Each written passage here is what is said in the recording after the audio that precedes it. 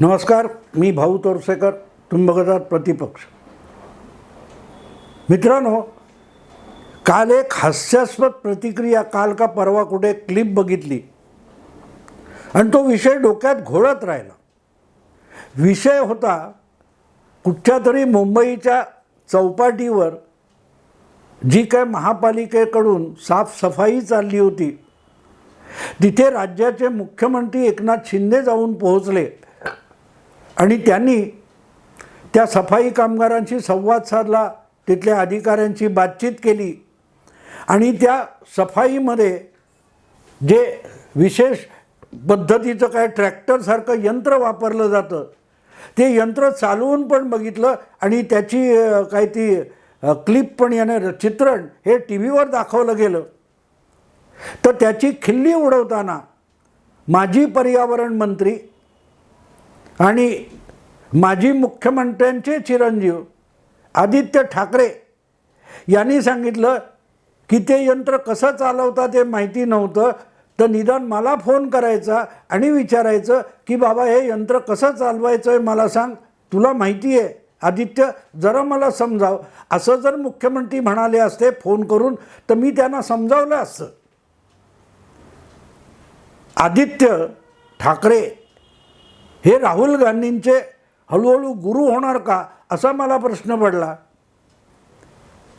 याचं कारण असल्या गोष्टी फोनवरून विचारायच्या असतात.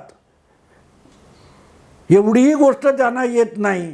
अरे, ज्याच्या आयुष्याची सुरुवात रिक्षा चालवण्यातून झाली, उदरनिर्वाहासाठी जो माणूस रस्त्यावरच्या खड्ड्यांमधून गल्लीबोळातून रिक्षा चालवत चालवत आपल्या संसाराचा गाडा ओढत होता आणि रिक्षा चालवून झाल्यावर रात्री 4-4 तास आणखी कुठेतरी 4 पैसे मिळावेत म्हणून कुठच्या तरी फॅक्टरीत वगैरे काम करत होता, इतके कष्ट उपसत उपसत राज्याच्या मुख्यमंत्री पदापर्यंत पोहोचलाय. त्याला एक ट्रॅक्टर चालवायला आदित्य ठाकरे शिकवणार आणि आदित्य ठाकरेंचे पिताश्री शिंदेंच्या खऱ्याखुऱ्या शेतीला पंचतारांकित शेती म्हणणार. मग तुमचं कर्जतला फार्म हाऊस आहे ते काय दुष्काळी गावातलं शेत आहे का कांदा पिकवायचं? असं मित्रांनो, मी त्याच्यात जात नाही, पण ज्यावेळेला ही प्रतिक्रिया मी ऐकली तेव्हा मला असं वाटलं की अनेक जण आदित्य ठाकरेंना आरोप करतात, वेगवेगळे आरोप करतात, त्याऐवजी थेट आदित्य ठाकरेंना फोन करूनच प्रश्न का विचारत नाहीत? जर एकनाथ शिंदे जे घटनाबाह्य मुख्यमंत्री आहेत असा दावा असताना सुद्धा त्यांना फोन केला तरीही मदत करायला आणि मार्गदर्शन करायला आदित्य ठाकरे तयार असतील, तर त्यांच्या बाबतीत जे अनेक आरोप होतात त्याच्यासाठी कोणीतरी धडपडत कोर्टामध्ये किंवा तपास यंत्रणांकडे जाण्याची गरज आहे का? त्या बाबतीत सुद्धा थेट आदित्य ठाकरेंना प्रश्न विचारून विषय निकालात काढले जाऊ शकतात. आत्ता महापालिकेमध्ये जे काही खिचडी घोटाळे, कोविड सेंटर घोटाळे झालेले आहेत त्यासाठी देखील तपास करण्याची गरज नव्हती. बाबांनो, तुम्ही महापालिका 25 वर्ष चालवत आहेत, त्याचा काय तो श्वेतपत्रिका काढायची, व्हाईट पेपर काढायचा किंवा चौकशी आयोग बसवायचा किंवा SIT नेमायची, तर हे सगळे उद्योग करण्याची गरज नाही ना. आदित्य ठाकरे सांगतायत, बाबांनो उगाच कोर्टाचा वेळ वाया घालवू नका, मला थेट फोन करा, मी तुम्हाला वाटेल त्या प्रश्नाची उत्तरं देतो. मग तो विषय दिशा सालियांचा असो, सुशांत सिंग राजपूतचा असो, आणखीन कोण असतील ते दिनू मोरिया किंवा जे कोणी आहेत ते, त्यासाठी उगाचच कोर्टाला वगैरे तपास यंत्रणा त्रास द्यायची गरज नाही. एकनाथ शिंदे यांची टवाळी करताना जे काय आदित्य ठाकरे बोलले त्याचा अर्थ इतका साधा सरळ होतो की ते यंत्र चौपाटीवर साफसफाई करताना ट्रॅक्टरसारखं यंत्र चालवण्यापूर्वी ते कसं चालवावं हे मला विचारलं तर मी सांगितलं असतं. मग नेमकं निलेश ओझा आणि रशीद खान पठाण जी काय झकमारी करतायत ते काय वेगळी आहे? त्यांना एकाच प्रश्नाचं उत्तर पाहिजे की सुशांत सिंग राजपूत किंवा दिशा सालियन यांचे संशयास्पद मृत्यू ज्या वेळेला झाले त्यावेळेला आदित्य ठाकरे नेमके कुठे होते? आता आदित्य ठाकरे त्या कालखंडात कुठे होते हे सांगण्यासाठी किंवा समजण्यासाठी जर रशीद खान पठाण किंवा निलेश ओझा हे हायकोर्टात जाऊन तपास यंत्रणांना कामी लावायला बघतात, तर त्यांचं कामसुद्धा आदित्य ठाकरे सोपं करतील. म्हणून माझं या व्हिडिओतून निलेश ओझा या वकिलांना आवाहन आहे की तुम्ही कोर्टात जी काही याचिका घातली आहे ती घाला, ठीक आहे, पण तुम्ही थेट आदित्य ठाकरेंना फोन करू शकता असं तुम्हाला आदित्य ठाकरेंनी आमंत्रण दिलेलं आहे. सफाई कामगारांना ते यंत्र कसं चौपाटीवर चालवायचं हे दाखवण्यासाठी कष्ट देऊ नका, मला विचारा, असं जेव्हा एकनाथ शिंदेना आदित्य ठाकरे सांगतात, त्याचा दुसरा अर्थ असा होतो की रशीद खान पठाण किंवा तुमचे निलेश ओझा यांनी हायकोर्टाला कष्ट देण्याची गरज नाही. मला विचारा, मी सांगतो तुम्हाला, मी कुठे कुठे होतो. म्हणजे दिशा सालियन किंवा सुशांत सिंग राजपूत यांच्या संशयास्पद मृत्यूच्या पुढे मागे काही काळ मी कुठे कुठे होतो हे मोबाईल टॉवरच्या लोकेशन शोधून मला अडकवण्याची गरज नाही. मला अडकवण्यासारख्या जागा कुठे आहेत ते मीच तुम्हाला सांगतो. आदित्य ठाकरेंना असं म्हणायचं का? असं म्हणायचं का? दुसऱ्याची टिंगलटवाळी करताना आपलंच शेपूट त्या पाचरीत अडकू नये एवढी तरी बुद्धी ठिकाणावर असली पाहिजे. पण आदित्य ठाकरेंना आपल्याला शेपूट आहे हे सुद्धा माहिती नसेल, त्यामुळे पाचरीतला मारलेला खुंटा काढायचा आगाऊपणा ते करतायत. एवढाच या सगळ्या खिल्ली उडवण्याचा अर्थ होतो. तुमच्याकडे असलेली माहिती स्वेच्छेने आणि आनंदाने एकनाथ शिंदेना जर तुम्ही देत असाल तर तशीच माहिती तुमच्याकडे आहे असा दावा नितेश राणे, निलेश ओझा, रशीद खान पठाण यांचा आहे. आणि तुम्ही ती दडपून ठेवलेली माहिती बाहेर यावी, लोकांना कळावी, लोकांसमोर यावी म्हणून या लोकांनी कोर्टात धाव घेतलेली आहे. अर्थात नितेश राणे कोर्टात गेलेले नाही, पण निलेश ओझा वगैरे जे काय प्रयास करतायत त्याला नितेश राणे मदत करतायत. तेव्हा त्यांची ही धावपळ थांबवणं, त्यांची ही तारांबळ थांबवणं हे आदित्य ठाकरेंच्या हातात आहे. हां, पण त्यासाठी ह्या तीन लोकांनी, रशीद खान पठाण, निलेश ओझा किंवा नितेश राणे यांनी थेट आदित्य ठाकरेंना फोन करून विचारायचं, बाबा रे, सुशांत सिंग राजपूत याचा अमुक अमुक तारखेला मृत्यू झाला, या वेळेला त्याचा मृत्यू झाला अशी नोंद आहे, त्यावेळेला तुझी मोबाईल लोकेशन काय होती, तू तिथे होतास की नाही सोडून दे, पण निदान तू कुठल्या भागात फिरत होता की ज्या मोबाईल लोकेशनवर किंवा मोबाईल टॉवरमध्ये तुझी लोकेशन मिळू शकेल. हा प्रश्न थेट आदित्य ठाकरेंना विचारला जाऊ शकतो. आणि विचारला तर आदित्य ठाकरे तितक्याच आनंदाने याला उत्तर देणार आहेत का आणि पत्रकार परिषद घेणार का की हे जरी मूर्खासारखे हायकोर्टात गेले होते, यांनी हायकोर्टात जाण्याची गरजच काय होती. निलेश ओझा, रशीद खान पठाण यांनी थेट मला फोन करायचा आणि विचारायचं होतं. मी त्यांना सांगितलं असतं की या भागातून मी फिरत होतो, त्यामुळे या इमारतीवर जे काय मोबाईल टॉवर आहेत त्या मोबाईल टॉवरच्या डेटामध्ये माझी फोनची लोकेशन अर्थात माझी लोकेशन तुम्हाला सहज मिळू शकते. असं मार्गदर्शन रशीद खान पठाण आणि निलेश ओझांना आदित्य ठाकरे करणार आहेत का? कारण त्यांनी एकनाथ शिंदे यांना जी ऑफर दिली आहे ती ऑफर मग सगळीकडे लागू होते. जे औदार्य एक काय चौपाटी सफाईच्या यंत्रासाठी आदित्य ठाकरे दाखवतात, तेवढंच औदार्य त्यांनी इतर अनेक बाबतीत दाखवलं तरीही काम खूप सोपं होईल. निदान कोर्टामध्ये खऱ्या अडकून पडलेल्या केसेस आहेत त्या ऐकायला कोर्टाला वेळ मिळेल. हे जो काय चौपाटीचा विषय निघाला आहे तसा चौपाटीचा आणखीन एक विषय आहे. पर्यावरण मंत्री म्हणून चौपाट्या साफ करण्याचं यंत्र जर आदित्य ठाकरे यांनी वापरलं असेल तर चौपाट्यांचा सत्यानाश झाला. तेव्हा आदित्य ठाकरे काय करत होते त्याचाही खुलासा करायला हरकत नाही. महाराष्ट्रात सत्तांतर झाल्यानंतर जी पहिली धडक कारवाई झाली ती मालाड मालवणी भागातल्या समुद्र किनाऱ्यालगत जे पर्यावरणाचे नियम पायदळी तुडवून 50-55 स्टुडिओ उभे केले होते, आठवत असेल तुम्हाला. महापालिकेने काही महिन्यापूर्वी आपली भरारी पथकं पाठवून ते स्टुडिओ जमीनदोस्त करून टाकले.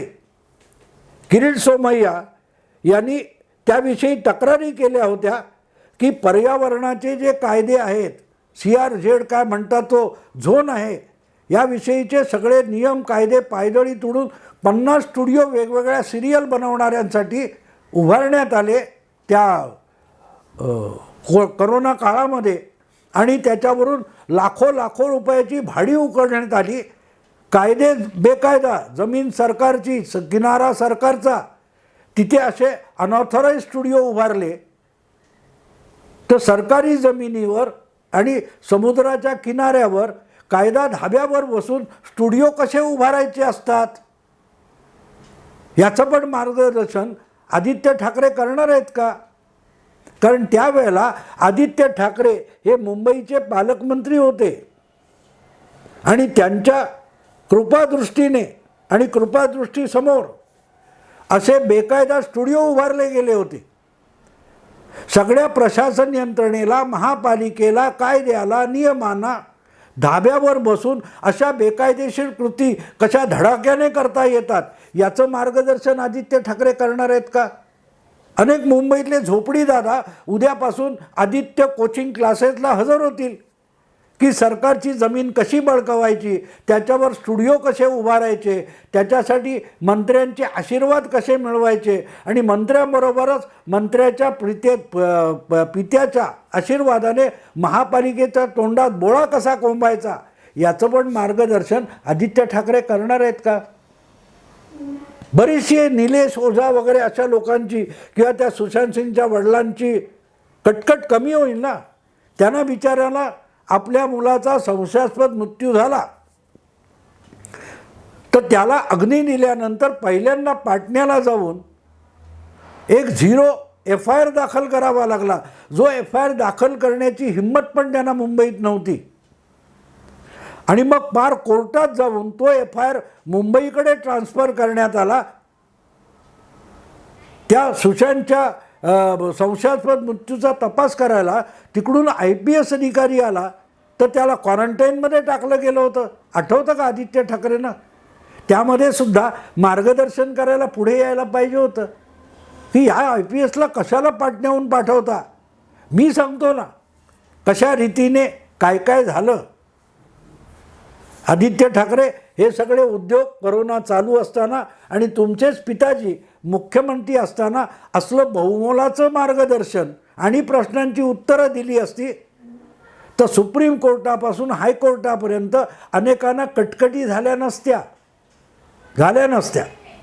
सांगायचा मुद्दा असा मित्रांनो की माणूस सत्तेच्या मस्तीतून बाहेर पडायला किती वर्ष घेतो हे आदित्य ठाकरे यांच्याकडे बघितलं की कळतं.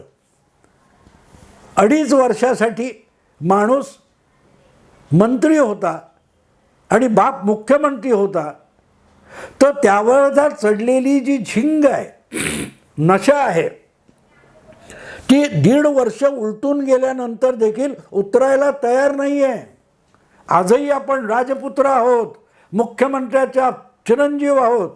या मस्तीमध्ये येणाऱ्या जाणाऱ्याच्या टोप्या उडवण्याचं काम जे आदित्य ठाकरे करतायत, ज्यांना माहिती नाही हे प्रकरण उलटलं तर किती अंगाशी येईल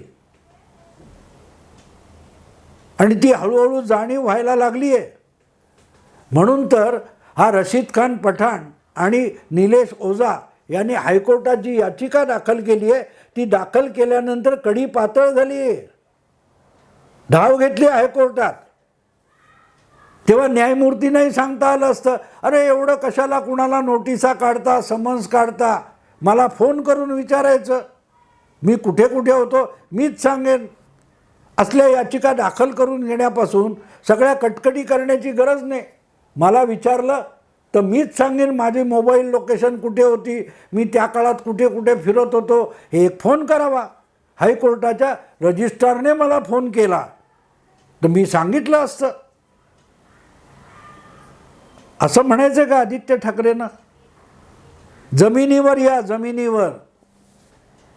आणि जे जमिनीवर यायला सुरुवात झाली आहे याची साक्ष तुम्हीच दिली आहे, कारण तुम्ही तो विषय इंटरव्हेन्शन पिटिशन टाकून आणखीन भगभगीत करून ठेवला आहे. आपण कुठेतरी फसतोय याची कबुली त्यातून दिलेली आहे, त्यातून दिलेली आहे. माझी बाजू ऐकल्याशिवाय एकतर्फी निर्णय हायकोर्टाने घेऊ नये यासाठी जी इंटरव्हेन्शन पिटिशन केली त्याचा अर्थ काय होतो आदित्यराव? तुमच्याही मनात पाल चुकचुकलेली आहे. राशिद खान पठाण याने जी काही याचिका केली आहे ती कदाचित आपल्याला गोत्यात आणू शकेल. आणि तुम्हीच म्हणता ना की जेव्हा जेव्हा आमची भीती वाटते तेव्हा तेव्हा आमच्यावर आरोप अधिक होतात. आदित्य ठाकरे गेल्या 1.5 वर्षापासून एकनाथ शिंदेंवर रोजच्या रोज आरोप तुम्ही करताय. खोके, ओके, गद्दार, काय काय आरोप झालेत. शिंदेनी तुमच्यावर कधी आरोप केला का? नाही केला. एका दुसरा पण आरोप केलेला नाही. पण संजय राऊत, आदित्य ठाकरे, उद्धव ठाकरे आणि त्यांची सगळी भुतावळ पिलावळ यांचा एक दिवस उगवल्यानंतर असा मावळत नाही की यांनी एकनाथ शिंदे आणि त्यांच्याबरोबरच्या 40 आमदार आणि भारतीय जनता पक्ष यांच्यावर आरोप केला नाही, असा एक दिवस मावळलेला नाही. मग आरोप तुम्ही करता तेव्हा तुम्ही किती घाबरलाय याचीच साक्ष देत असताना ज्या वेळेला भाजपवाले आम्हाला घाबरलेले असतात तेव्हा आमच्यावर असेच बेछूट बेधडक आरोप करत राहतात. हे जेव्हा आदित्य ठाकरे म्हणतात तेव्हा ते स्वतः सांगतात की आम्ही मोदींना, फडणवीसांना, भाजपला भयंकर घाबरलेले आहोत आणि त्या भीतीपोटीच आम्ही रोजच्या रोज भाजपवर आरोप करतो, एकनाथ शिंदेवर आरोप करतो. साधी SIT नेमणारी बातमी आल्यानंतर आदित्य ठाकरे आणि त्यांचे पिताजी किती बावचळलेत बघा. उद्धव ठाकरेंचा तर अगदी एकनाथ खडसे होऊन गेला. राष्ट्रवादी काँग्रेस पक्षात भाजप सोडून गेलेले एकनाथ खडसे यांचा जेव्हा प्रवेश होता तेव्हा शरद पवारांच्या साक्षीने नाथाभाऊ म्हणाले होते, मला ईडीची भीती नाही आहे. त्यांनी माझ्या मागे ईडी लावली, मी त्यांच्या मागे सीडी लावीन. ईडी लागली, जावयाला अटक झाली, पत्नीलाही नोटिसा आल्या, खडसेंना हजेरी लावायला लागली, तरी सीडी काय बाहेर आलेली नाही. सीडी बाहेर आलेली नाही. त्यांनी ईडी लावली तर मी सीडी लावीन असं जे नाथाभाऊ खडसे म्हणाले होते, नेमकी त्यांच्याच भाषेची उसनवारी आदित्य ठाकरेंनी केलेली आहे, आपला उद्धव ठाकरेंनी केलेली आहे. आमच्या कुटुंबाला जर तुम्ही SIT लावणार असाल तर तुमच्या कुटुंबावर कुठच्या SIT लावाव्या त्या लावाव्या लागतील असं उद्धव ठाकरे म्हणतात. याचा अर्थच SITच्या नुसत्या घोषणेने सुद्धा उद्धव ठाकरे आणि त्यांचे पुत्र आदित्य ठाकरे दोघांनाही धडकी भरलेली आहे. नेमणूक सुद्धा झालेली नाही की SIT कुठल्या पोलीस अधिकाऱ्याच्या आधिपत्याखाली काम करील याची घोषणा आणि आदेश आणि नाव सुद्धा आलं नाही. इतक्यात पिता पुत्रांच्या धडाधड प्रतिक्रिया यायला लागल्या आणि कोणी फोनसुद्धा केला नाही. बाबा अशी आम्ही SIT नेमतोय, तुम्हाला कुठल्या पोलीस अधिकाऱ्याचं नाव सुचवायचं का?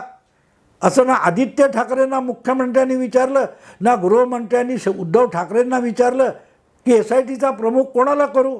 विचारले का? नाही विचारले. पण धडकी किती भरली आहे बघा. उलटा आरोप सुरू झाला. आदित्य ठाकरे यांचं मार्गदर्शन मान्य करायचं तर आरोप करणारे घाबरलेले असतात, धमकावणारे घाबरलेले असतात. तर इथे धमक्या कोण देतोय? आदित्य ठाकरे. धमक्या कोण देतोय? उद्धव ठाकरे. मग घाबरलेले कोण आहेत?